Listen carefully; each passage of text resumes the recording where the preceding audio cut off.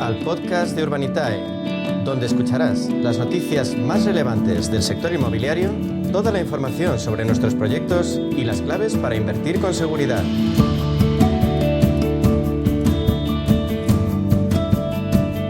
También vamos a hablar esta mañana de inversión inmobiliaria. Lo vamos a hacer junto a los grandes especialistas como son Urbanitae, que han vuelto a demostrar ese interés de los inversores por esos activos alternativos. En este caso lo han hecho con un proyecto de trasteros que ha sido financiado en apenas 3 minutos. Mientras tanto, también promocionan el nuevo proyecto, un proyecto residencial en Gerona. Vamos a hablar de sector analizando el momento que vive precisamente la financiación, como decimos, con esos grandes especialistas. Y vamos a terminar hablando de operaciones, también de inversión y de oportunidades que ofrece con el director de inversiones del Grupo Seneas, con Ismael Pérez. Y con todos estos asuntos sobre la mesa comenzamos un día más, un miércoles más, este programa Intereconomía Inmobiliario.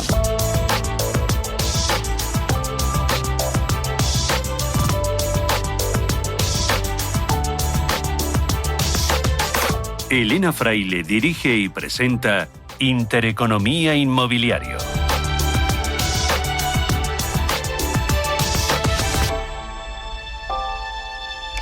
Pues comenzamos, 11:14 minutos de la mañana. ¿Cómo pasa el tiempo? Aquí en los estudios ya se encuentra Adolfo Alustiza, CEO de Sirene Invest. Adolfo, bienvenido, buenos días, ¿cómo estamos? ¿Qué tal? Hola, Elena, buenos días. ¿Todo? ¿Llegado de Varsovia o llevas unos días en España? Llevo unos días aquí en Madrid. ¿Ah, sí? Sí. En Varsovia no hace tanto calor como aquí. Bueno, hay picos también, ¿Ah, sí? Sí. ¿Tanto? ¿Aquí cuántos grados digamos? Pero bueno, hace 2 semanas había lluvia, estaba nublado y estaba muy a gusto. O sea pero un clima quizá más llevadero de lo que llevamos aquí en Madrid. Hombre, en los últimos días. Eso por supuesto, sí. ¿Y la inversión también es más llevadera? Y la inversión es más llevadera, más estable, más constante y con menos picos también, ¿no? Sí. O sea que... ¿Cómo se encuentra en este momento el sector inmobiliario en Polonia? Pues el sector inmobiliario, lo venimos diciendo hace mucho tiempo, ¿no? O sea, va de manera con un crecimiento constante, pero bastante razonable. O sea, quiere decir que es un crecimiento que se va absorbiendo y allá el mercado es muy, muy flexible.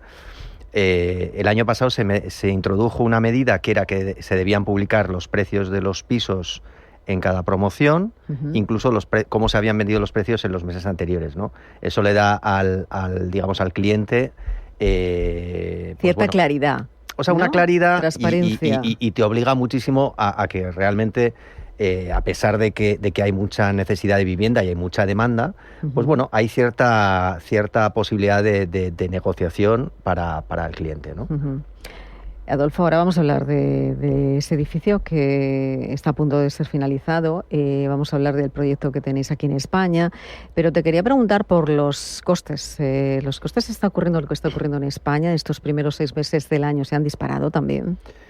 Bueno, ayer precisamente teníamos una reunión técnica y yo decía, yo desde que recuerdo, desde hace 15 o 20 años casi, yo es que nunca recuerdo que digan, oye, aquí nos corroborarán también, ¿no? Sí. Digo, no, es que los precios de construcción van a bajar, no, nunca, ¿no? O sea, que siempre es de una manera, por una cosa o por otra. Nosotros ya te digo, hace 3 años, 4 ya, cuando empezó lo de las guerras en la zona del este, bueno, pues hubo sus picos de aumento, pero luego se ha ido absorbiendo también, también en energía, en todo, ¿no? O sea, que decir que siempre hay estos picos de construcción, pero hombre, de una manera u otra se buscan soluciones y se absorben, ¿no? Pues ahora vamos a hablar, vamos a ver ese edificio, si te parece, en fotografías, el edificio que se está terminando. Sí, muy bien. ¿Qué son? ¿Cuánto? ¿50 viviendas? Bueno, sí, yo te lo mandaba esta mañana porque lo que me parecía, estas fotos que te he mandado de ayer, sí, son 50 viviendas que empezamos las obras en marzo del año pasado y se terminan ahora. Un año, o sea, ahora. Casi, ¿no? Bueno, son 16 meses, ¿no? Que es que era lo previsto, ¿no? Era lo previsto y lo que me alegra es que se ha cumplido en precio y en plazo, ¿no? ¿Ahí los plazos se suelen cumplir? Se cumplen a rajatabla. A rajatabla. Porque si no, ¿qué pasa si no se cumplen esos plazos? Bueno, hombre, quiere decir, aquí también tienes tú en el contrato, tienes lógicamente unas penalizaciones si no están justificadas. Allá, digamos que digamos en todos los informes técnicos aparece si llevas una semana de retraso, una semana de adelanto, 2 semanas de... Y eso, la verdad es que para allá es muy, bueno, en general es muy importante, ¿no? Y claro que hay penalizaciones, ¿no? Y porque es que, ya te digo, se cumplen los contratos, ¿no? Bueno, Sergio Arana, Director de Real Estate en Urbanitae, bienvenido, buenos días. ¿Qué tal, ¿Cómo estamos? Elena? ¿Qué Muy tal? bien. Hace mucho Muy tiempo que bien. no te veía. No me invitáis. No te invitamos, es yo voy verdad. donde me invitan. Si me invitáis, O vengo. siempre porque la agenda está cubierta, o tenéis la agenda muy Sí, cubierta, sí, no paráis de estamos trabajar. liados, mucho no paráis de viaje, trabajar. mucha cosa. Sí, ¿no? Es que pero habéis bien. abierto muchos países, bueno, en Portugal, en Italia, en Francia, tenéis, Y bueno, ahora pues muchos vamos a por países. Alemania. A por Alemania A también. ver qué pasa. Es un mercado Sí. más complicado que el resto. Yo te diría que, Alemania viene de unos años malos. Se prevé una fuerte recuperación en inmobiliario y luego es que el tamaño del mercado es otro. O sea, puede ser igual de grande que la suma de los otros, excluyendo Francia, puede ser igual de grande que España, Italia y Portugal juntos, ¿no? Ujú. Hay bastantes capitales de provincia, vamos, o de ¿cómo se llama allí? El ente administrativo, ¿no? Pero bastantes ciudades relevantes, no menos de 7. Por lo tanto, bueno, creemos que hay muchas oportunidades. Estamos ya viendo oportunidades de inversión con promotores de allí. Así que nada, puede ser el siguiente. Más en residencial, más en oficinas. Yo creo que nosotros, por nuestro inversiones? sesgo histórico, nos Sí. gusta empezar por el residencial, Ajá. que es lo que más entendemos, para luego ir abriendo el abanico a otras clases de activos. Ajá. O sea que, Bueno, decía, habéis tenido un proyecto de esos que se agotan que en vuelan, tan solo sí. 3 minutos. Era un proyecto de trasteros. 3 minutos me ha parecido mucho, ¿eh? No ¿Te ha sé, porque parecido estos de Grupanchon, este es uno de los promotores históricos nuestros, que tienen un modelo de negocio muy particular, que compran locales comerciales. Iniciaron en Madrid, pero ahora lo hacen en bastantes ciudades, Ujú. en calles que no son muy comerciales, por lo tanto son locales, bueno, pues con poco atractivo, con poca demanda. Hacen un testeo por la zona, típicos edificios pues donde faltan trasteros, en definitiva, ¿no? Ujú. Igual que existen todos los Blue Space y este tipo de operadores de grandes edificios de trasteros de almacenamiento, pues ellos lo hacen en un nivel más local, más de barrio. Y entonces nada, dan con locales en calles con poco atractivo comercial, donde haya una densidad interesante de población, carentes de trasteros, hacen un testeo comercial y si ven que hay demanda, pues ya compran el local, lo transforman en trasteros y lo venden. Y nosotros les hemos acompañado en unas 20 operaciones. Sí. Pero fíjate, está viviendo un momento dulce el sector de los trasteros cuando Sí. nunca se pensaba. Sí. Ante Es la una necesidad cosa... de tener Hay que tener las una cosas extensión de la guardadas en vivienda. algún lado, ¿no? Sí, ¿no? Y es un tipo de operación, nosotros hacemos operaciones de trasteros pequeñas, pero vamos, me Ujú. consta que los fondos internacionales grandes que invierten en inmobiliario, una de sus líneas de inversión son trasteros. Puede parecer curioso, Ujú. pero hay mucha necesidad y luego además es un tipo de inversión rentable. Rentable para el que invierte su dinero y luego para el comprador del trastero es que los tickets unitarios tampoco son tan desorbitados, por lo tanto, sí, tiene sentido y ya te digo, con Grupanson, igual que vuestras casas industrializadas van como un reloj suizo, pues nuestros proyectos de trasteros van como un reloj suizo, o sea, si quieren, Ujú. si dicen que devuelven en 12 meses han devuelto el dinero, así uno tras otro, en, ya te digo, casi 20 proyectos que hemos hecho. Ujú. ¿En qué momento nos encontramos, Sergi, ahora? Qué gran pregunta. Inmobiliario, claro, según donde lo mires. Pues si lees la encuentras- prensa es una cosa, si escuchas a Ignacio de la Torre es otra cosa, si ves el ritmo de venta de las viviendas es otra. A ver, yo te hablo desde nuestra óptica, ¿no? Que creo que es la en la que puedo hablar con más, no sé, precisión. Pues hemos vivido unos años difíciles en lo que a la ejecución de los proyectos se refiere. O sea, la demanda sigue ahí.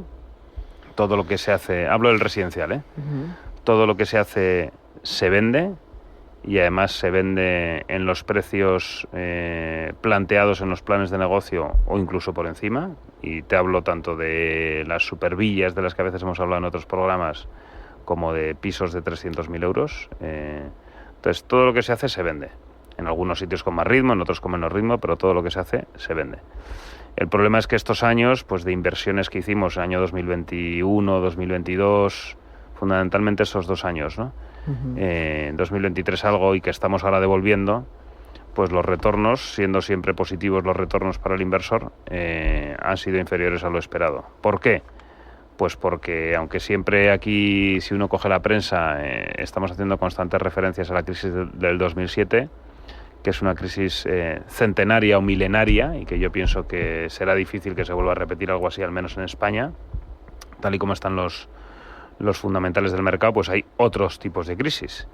Ya que nos hemos comido la crisis del COVID, nos hemos comido la crisis de la guerra de Ucrania, con la subida de costes brutales que hubo, han subido los tipos de interés, falta mano de obra, en fin, hay 1000 factores que, bueno, pues generan una cierta crisis, entendiendo la crisis como peores resultados de los esperados, ¿no? Entonces, a nivel demanda está muy vivo. A nivel promotores, que es con quien nosotros interactuamos el otro día, pues yo siempre lo digo en todos los foros a los que voy, que me quito el sombrero, porque al final, aunque la imagen del promotor en España está un poquito denostada, fruto de las herencias del pasado, ¿no? Del Antiguo Testamento, como le iba a decir el otro día a un constructor. El promotor es un tipo que se deja el lomo para que las cosas salgan bien en plazo, que tiene que pelear con el ayuntamiento, tiene que pelear con la constructora, vender, el postventa, encontrar el dinero para hacer el proyecto, jugarse su propio capital, en fin, o sea, es un ejercicio de funambulismo el que hacen los promotores tremendo. Y hay muchos y muy buenos queriendo hacer muchas cosas en España. Por lo tanto, mi diagnóstico, y en esto coincido con, cito a Ignacio de la Torre porque coincidí con él en un evento recientemente, creo que los fundamentales son buenos. Pero te voy a poner, es verdad que hemos vivido unos años un poco de locura, ¿eh? Sí. O sea, que toda la gente que se compró casa en Madrid hace 5 años, ahora esa casa la podría vender al doble. ¿Eso es normal? No es normal. No. Yo creo que ahora vamos hacia una época más estable. Entonces ya los titulares de la prensa dirán que la variación interanual no sé qué y tal, y ya meterán el miedo en el cuerpo a la gente, ¿no? Pero si uno es un poco riguroso en el análisis de los datos, las cosas están bien. La vivienda está cara, sí, pero para lo que es la industria inmobiliaria de producción de casas, las cosas están bien. Las cosas están bien, pero según el Banco de España, hay necesidad de poner 750.000 viviendas en el mercado, que puede ser, según se mire, hasta 1 millón. ¿Cómo hacemos esto? ¿Cómo construimos esas viviendas, Sergio? Pues como te he dicho antes, o sea, las cosas están bien en el sentido que es un sector rentable, el inmobiliario. Eso me refiero que las cosas están bien, ¿no? ¿Cómo ponemos 750.000 casas en el mercado? Pues es que no quiero tomar la deriva que a veces suelen tomar estas conversaciones, ¿no? Pero a mí me gustaría que alguien nos explique por qué hay una ley del suelo que pasó del Senado al Congreso y que lleva más de 1 año bloqueada, por ejemplo. Me gustaría saber por qué cantidad de empleados públicos siguen teletrabajando sine die, con el impacto que eso tiene en la productividad, ¿no? Cuando el sector privado hemos vuelto todos a la oficina. Me gustaría entender por qué en el sector privado trabajamos en general todos con un sistema de incentivos bastante claro y definido, y en el sector público da igual que tú tardes en tramitar una licencia 6 que 18 meses, porque porque no hay incentivos, básicamente, ¿no? Entonces, ¿qué necesitamos hacer? Pues que quien tiene la llave, porque aquí hay 3 grandes actores, ¿no? O 4. Está la demanda, que están los promotores, que está el dinero, que hay financiación, tanto financiación bancaria como financiación alternativa, dispuestísima a poner dinero en juego. Falta un 4.º elemento, que es el que tiene la llave, que es el sector público, para tanto en la fase de planeamiento como en la fase de concesión de licencias, ya sea de obra como de LPO, etcétera. Bueno, y luego está el 5.º actor, ¿no? Que son las empresas suministradoras, que a veces tardan 6 meses en dar luz a una promoción, ¿no? Que al final una empresa suministradora no deja de tener un cierto componente público administrativo, ¿no? Por lo tanto, siendo ellos esenciales y habiendo grandísimos políticos y habiendo grandísimos empleados públicos, lo que necesitamos es que como ente en general, sin hacer distingos de colores, se empiecen a tomar esto de una santa vez, por no decir otra palabra, en serio, como un tema de emergencia nacional y no como una bandera política para utilizarla a su conveniencia en función de lo que necesiten en cada momento, ¿no? Yo he tenido la oportunidad de tratar y de hablar con gente que trabaja pues en el Ministerio de la Vivienda o en algunas administraciones regionales, y desde luego te encuentras profesionales como la copa de un pino que saben lo que hace falta hacer y tienen ganas de hacerlo, pero luego hay otros decisores que de repente hay otros temas que importan más. Luego eso sí, salen a la palestra pública a decir que ellos, no, la gente y tal, y la gente pues da techo a la gente, ¿no? Haz lo que esté en tu mano para dar techo a la gente. Adolfo, no sé si quieres comentar algo de lo que estamos hablando, ¿no? Sí. Este problema no lo tenéis en Polonia, ¿o existe Pues mira, algo parecido? obviamente cuando hay una administración y no hay incentivos, o sea, pues lógicamente esos problemas existen, ¿no? Quiere decir, cuando hay un funcionario, un empleado público que no tiene un incentivo, como decíamos ahora, ¿no? De hacerlo antes, después, más tarde, pues es un problema, ¿no? Es verdad que en Polonia, por su característica de donde venían en los años 90, que se hizo el Fondo Monetario Internacional, puso unas reglas de juego económicas muy potentes y digamos que ahí sí que hubo unos parámetros. Por ejemplo, lo de la concesión de licencias, allá en las ciudades en Polonia, digamos que tú tienes, cuando solicitas la licencia, tienes 60 días para emitirla o denegarla. Esto lo he dicho siempre, ¿no? Como un factor muy diferencial, ¿no? Sí que tienen una fecha. Obviamente, cuando te piden que aportes un plano o aportes un proyecto de no sé qué, se para el contador, pero luego el contador sigue en la fecha y digamos que ellos sí que tienen esa fecha límite, ¿no? De que cuando llega, hombre, obviamente si no tienen motivos para negarlo, lo tienen que aprobar la licencia, ¿no? Y ese sí que es un elemento bastante diferenciador, ¿no? Por eso que te decía yo antes de que ahí el tema de contratos, el tema de plazos, se lo toman como mucho más en serio, ¿no? Bueno, tendrán otros inconvenientes, pero en ese aspecto yo creo que es bastante mejor, ¿no?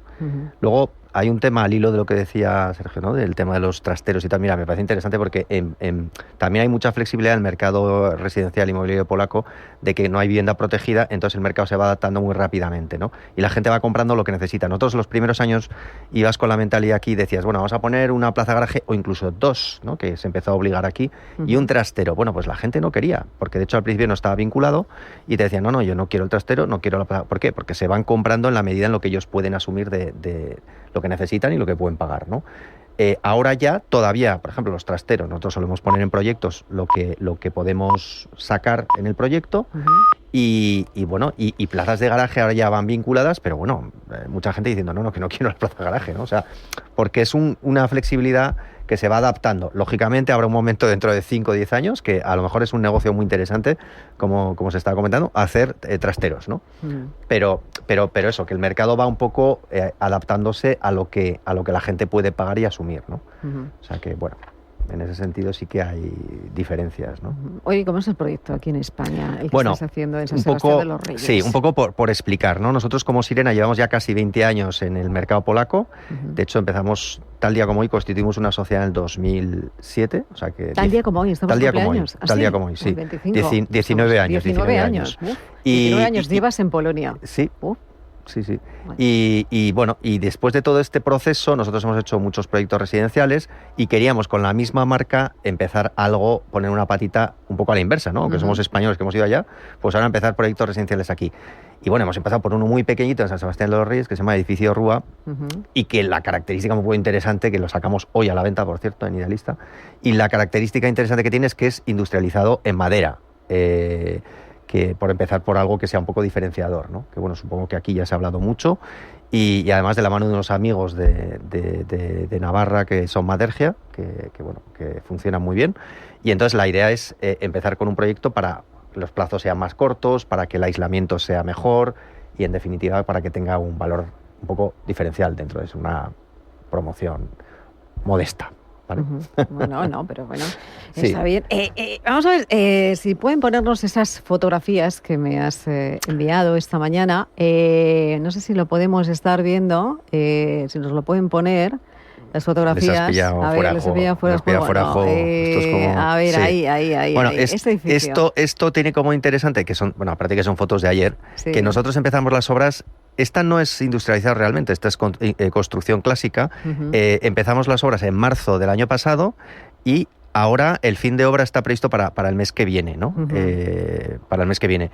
Y en el contrato con los clientes, bueno, lógicamente siempre metes un poco más de margen, es septiembre, con lo cual, de cara al cliente, como que vamos a tener el fin de obra dos meses antes, ¿no? Entonces, bueno, pues... Estás en Polonia. Estás en Varsovia, sí, en un barrio que se llama Praga, muy céntrico, y que son 50 viviendas, y bueno, pues... ¿Qué más puedo decir? Hay algunas fotos más, creo.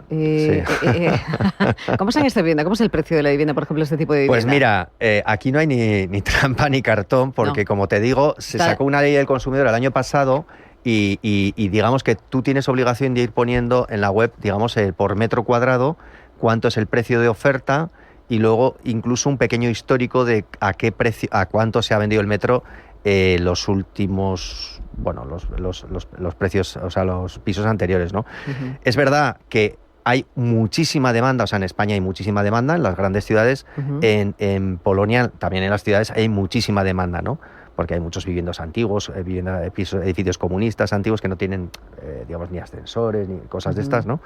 Y entonces digamos que hay muchísima demanda. Pero claro, ¿qué pasa? Que la ley del consumidor lo que ha incentivado es que haya un poco esa posibilidad de que el cliente pueda entrarte a negociarte, uh-huh. Claro, eso aquí también, pero muchísimo menos, ¿no? Allá ya te digo que se negocia el precio, en fin, ¿no? Uh-huh. Pero bueno, es lo que tiene este planteamiento que tiene la ley de consumidor, ¿no? Uh-huh. Sergio, no sé si habías estudiado el mercado polaco en algún momento. Pues es el momento, a lo mejor. Sí. Parece oportunista, pero sí. ¿Sí? Sí. No, o sea, tampoco lo hemos investigado a fondo. O sea, es uno en el mapa Europa que tenemos en la oficina. A las chinchetas. Es uno de los países donde a veces hemos dudado si poner la chincheta o no. Al final, en nuestro modelo lo que necesitamos es alguien con quien ir de la mano, ¿no? Porque uh-huh. no somos más listos que nadie uh-huh. y por lo tanto nuestro modelo es encuentra buenos socios en manos de los cuales poner el dinero. Y eso es lo que hasta ahora hemos ido encontrando. Y luego gente nuestra que pueda entender bien cada uno de los mercados en los que operamos, ¿no? Dimos con una buena persona en Portugal y empezamos a encontrar buenos promotores, lo mismo en Italia y lo mismo en Francia, ¿no? Entonces de Polonia nos han llegado buenas referencias, esta es la verdad, por algún promotor español con el que hemos trabajado, que nos han dicho, oye, ¿por qué no vamos a Polonia y tal? ¿Por qué no vamos a Polonia? Y entonces, bueno, yo creo que es uno de los países que indudablemente queremos explorar. Lo que pasa es que, aunque todo el mundo nos dice que Urbanitae vais a toda pastilla y tal, bueno, hacemos muchos proyectos porque somos mucha gente en la compañía, pero intentamos de alguna manera racionalizar. Que en la sala de máquinas vayamos a un ritmo, vayamos a 1X, ¿no? No a 2X, sí. O sea que yo creo que sí, Polonia es uno de los destinos que puede tener sentido para nosotros en el futuro. Uh-huh. Bueno, vamos a saludar porque tenemos esperando el otro lado, te iba a decir de YouTube, de la cámara, del teléfono, a dos invitados. Quiero saludar a Manuel Pozo, que es director de Relaciones Institucionales de CBNK Banco. Manuel, bienvenido, buenos días. Hola, ¿qué hay? Buenos días. ¿Cómo estamos? Encantado de saludarle. Estamos hablando al principio de, se inicia una nueva amistad, decíamos, porque han firmado un acuerdo de colaboración precisamente con la Asociación de Constructores y Promotores de Sevilla. ¿Cuáles son esas necesidades? ¿Cómo ha sido este acuerdo? ¿Qué significa? Y dentro de ese plan estratégico que tienen, que del año 2023-2026, ¿cuáles son las necesidades que están detectando en el sector para firmar precisamente este acuerdo con Gaesco, con esa Asociación de Constructores y Promotores de Sevilla? Muy bien. Muchas gracias, Elena. Pues mira, te comento, como bien me has dicho, Gaesco es la Asociación de Constructores y Promotores de Sevilla. Deciros que es la asociación empresarial decana de la provincia, que engloba a más de 150 empresas. Nosotros sabéis que nuestro origen, el origen de CBNK Banco, es Banco Caminos, muy pegados a empresas constructoras. Nacimos con esa mentalidad y con la idea de estar muy pegados, muy próximos a nuestros clientes. Y este convenio de colaboración es un convenio de colaboración estable. Quiero poner el énfasis en la palabra estable, porque no queremos que dure simplemente 1 año o 2 años, uh-huh. sino que tenga bastante durabilidad en el tiempo. Es un convenio de colaboración que no se queda simplemente con la posibilidad de conceder financiación a las empresas de la asociación, sino que también supone un acompañamiento estratégico, supone también participar en espacios comunes donde podamos analizar los retos del sector. Y una parte muy importante que CBNK Banco solemos hacer con todos nuestros clientes y empresas y colegios con los que tenemos convenios de colaboración es promover la formación financiera. Uh-huh. En este caso, hablamos de Gaesco para promover la formación financiera entre los socios del mismo socio. Uh-huh. Porque falta mucha información, mucha promoción financiera en nuestro país. Han detectado ustedes ahí que tenemos un valle al nosotros que tenemos que... Perdóname. No, le decía que se han detectado precisamente esa necesidad dentro del mercado inmobiliario, del sector, de las empresas que forman parte de la asociación y de los profesionales. Eso es. Mira, sin ir más lejos, estuvimos presente, CNMG Banco estuvo presente a principios de mes en un congreso de innovación en la construcción que se hizo en la Operación Magdalena, Santander, promovido por la Universidad Politécnica de Cantabria, cuyo país invitado fue Chile, y ahí tuvimos la oportunidad de dar una formación sobre productos financieros básicos, que los asistentes, que hubo más de 500 asistentes, pues supiesen diferenciar entre los productos de financiación, de ahorro y los productos, no es lo mismo una póliza de crédito que un préstamo, no es lo mismo una tarjeta de crédito que una tarjeta revolving, el conocer que es un préstamo lombardo, diferenciar entre el TIN de un préstamo, un depósito y la TAE, ¿no? La tasa anual equivalente. Yo creo que es muy necesaria esa formación financiera, no solamente en el sector de la construcción, sino en cualquier otro ámbito de la vida. Decía usted que esta colaboración, se comienza, es una vocación de dejar ese marco estable en los próximos años, acompañando al sector en esos retos presentes y también futuros. ¿Cuáles son esos principales retos a los que tiene que hacer frente la financiación inmobiliaria, en este caso la parte de la banca, conjuntamente con los promotores y constructores? Sí, efectivamente.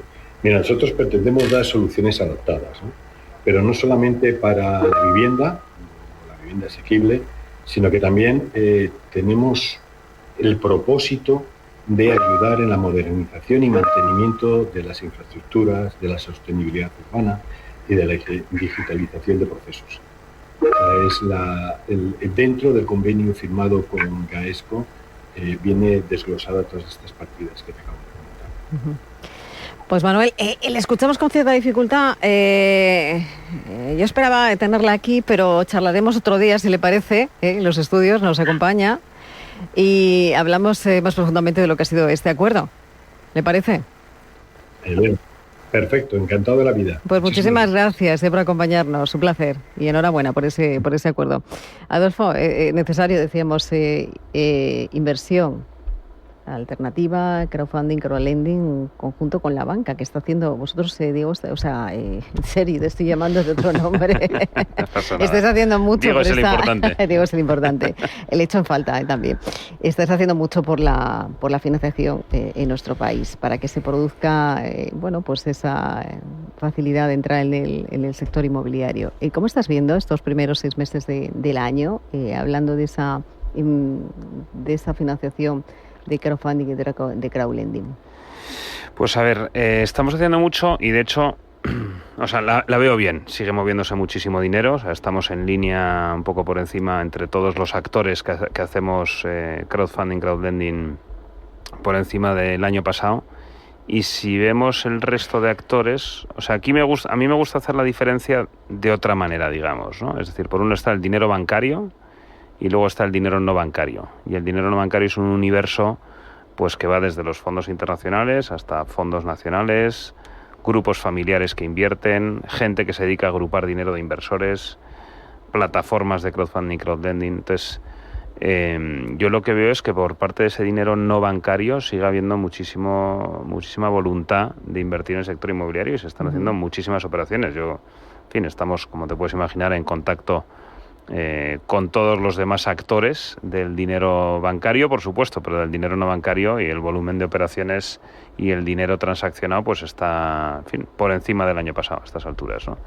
O sea que veo ganas de hacer cosas y nosotros mismos, yo creo que lo hemos contado aquí, pero si no lo cuento, hace unos meses pedimos la licencia para ser gestora de fondos, se nos concedió a finales del año pasado y esto a efectos prácticos lo que significa es que vamos a poder levantar de inversores institucionales, entendiéndose por institucionales aseguradoras, fondos de pensiones, endowments, etcétera, cantidades mucho más grandes de las que movilizamos a través del crowdfunding, porque el crowdfunding tiene un limitante muy claro y es que no podemos hacer más de 5 millones de euros por operación y más de 5 millones con el mismo promotor al año, limitantes que a nuestro modo de ver deberían de ser revisados.